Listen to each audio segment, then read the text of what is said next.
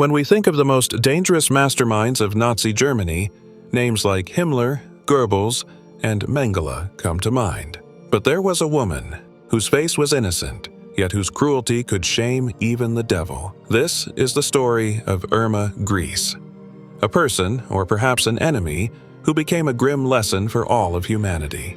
Let's begin and uncover the final days of one of the most dreaded criminals of the Third Reich.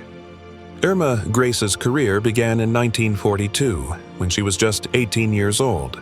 She applied to work as a guard at the Ravensbrück concentration camp. When she returned home in her SS uniform, her anti-Nazi father threw her out of the house.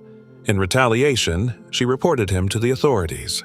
After her time at Ravensbrück, she was transferred in 1943 to Auschwitz, where within just a few months she rose to become supervisor, the second highest-ranking woman in the camp, just after the notorious Maria Mandel. She oversaw 30,000 Jewish inmates, subjecting them to every form of torture and abuse. After Auschwitz, she moved to Bergen-Belsen, where she gained a reputation as one of the most sadistic female guards in the entire Third Reich. On the night of April 14, 1945, Bergen-Belsen's commandant negotiated surrender with the British. The next morning, Allied troops arrived to find the neatly uniformed German staff lined up, led by Joseph Kramer and an arrogant-looking Irma Gries. News headlines called them the Beasts of Belsen.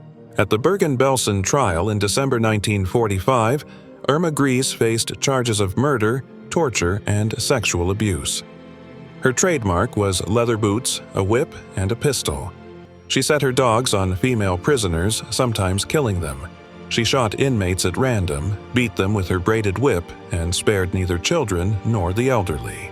According to trial documents, every Monday, Wednesday, and Saturday she carried out selections.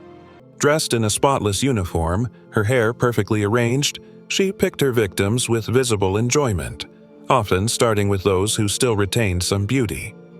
Dr. Gisela Perl, a Hungarian Jewish gynecologist, testified that Griesi whipped young women on their breasts until the wounds became infected, after which Perl was forced to amputate them without anesthesia. One survivor recalled that in June 1944, 300 women were beaten and then sent to the gas chambers. Estimates suggest that at Bergen-Belsen, she was responsible for up to 30 deaths per day. During the trial, Irma Gries denied most charges. She admitted beating prisoners but claimed she did so only for good reason. She admitted using a whip and forcing inmates into exhausting physical drills as punishment. She claimed she didn't know the full scale of the genocide, a statement hard to believe given the industrial nature of the Holocaust.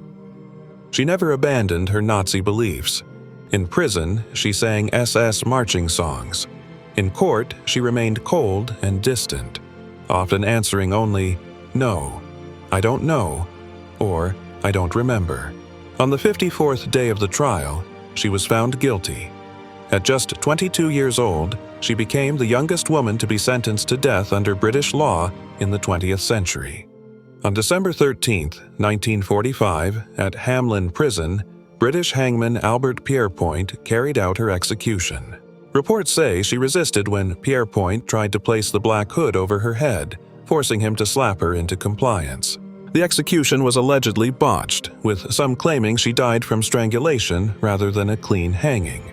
Her last word was "schnell," quick, as if ordering her own death.